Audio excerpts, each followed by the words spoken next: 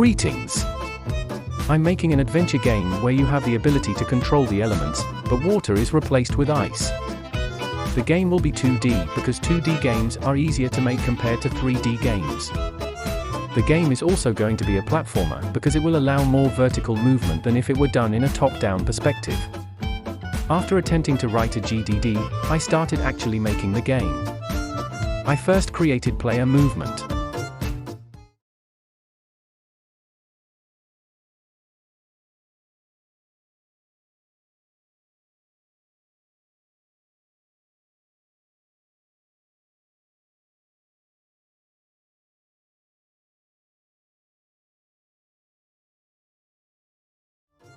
After tweaking some values to my liking, I decided to add dashing for more movement options.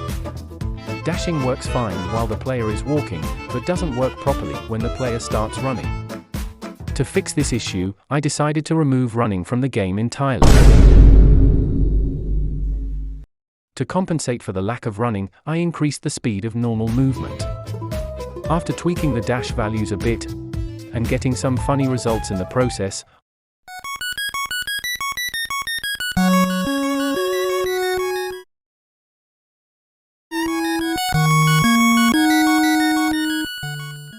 I ended up with something I liked. With dashing done, I decided to add gliding next. The reason I'm adding gliding to my game is because it was the first thing that popped into my head after I finished implementing dashing.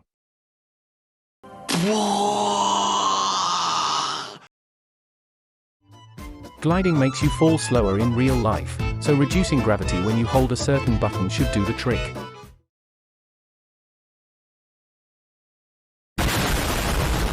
That didn't quite work. Reducing the gravity only made the player accelerate slower going downwards. This means the player will eventually reach normal falling speed. It will just take more time. After that plan didn't work, I lowered the maximum falling speed as well when the player started gliding and reset it back to normal when they stopped. This change made it really feel like the player was gliding.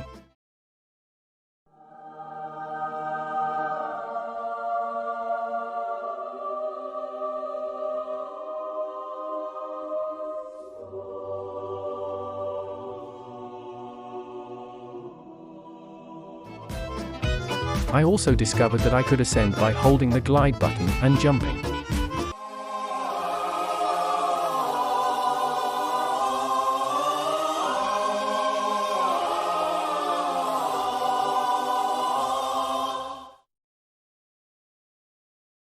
Something I forgot to talk about was the diving ability. It came with the dash script and was also easy to set up. It's currently used as a way of cancelling the dash, but whether or not I'll use it for other mechanics in the future, I don't know yet. With the player being able to glide and dash, why not add double jumping? This was easy to add because the platformer script had something that allowed me to make the player jump in mid-air. I love using pre-made scripts. What I believe the platformer script does is, whenever the player is in contact with the ground, a Boolean variable somewhere equals true. Whenever said Boolean variable equals true, the player can jump. If the player is no longer in contact with the ground, the Boolean variable equals false, meaning the player can't jump. So what I need to do is change the value of the Boolean to true even if the player isn't touching the ground. At first, I used a different button for the mid-air jump. This works fine, but I don't want the player to have to press different buttons to jump. So I came up with a system using variables that required the player to only use the spacebar. If the player is touching the ground, the value of the variable, jump, equals 0. If the player isn't touching the ground, the value of the variable, jump, equals 1. If the player pressed spacebar, and the value of jump is less than 2, allow the player to jump again. I thought it was working at first, but quickly realized the player could now jump infinitely.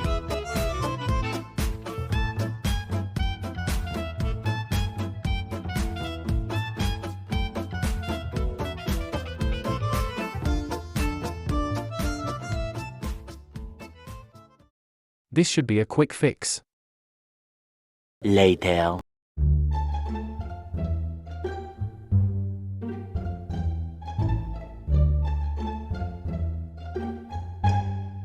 After losing 1 hour of my life trying to fix the infinite jump glitch, I decided to Google GDevelop double jump, and after watching a video for a minute, I finally fixed the problem.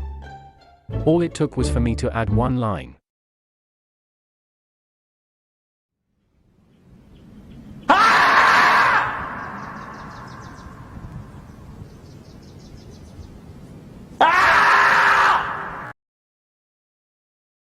Anyway, after getting the double jump to work, I just played around with the movement.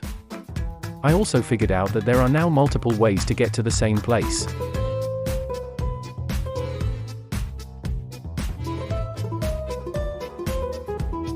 And I also made Ascension++.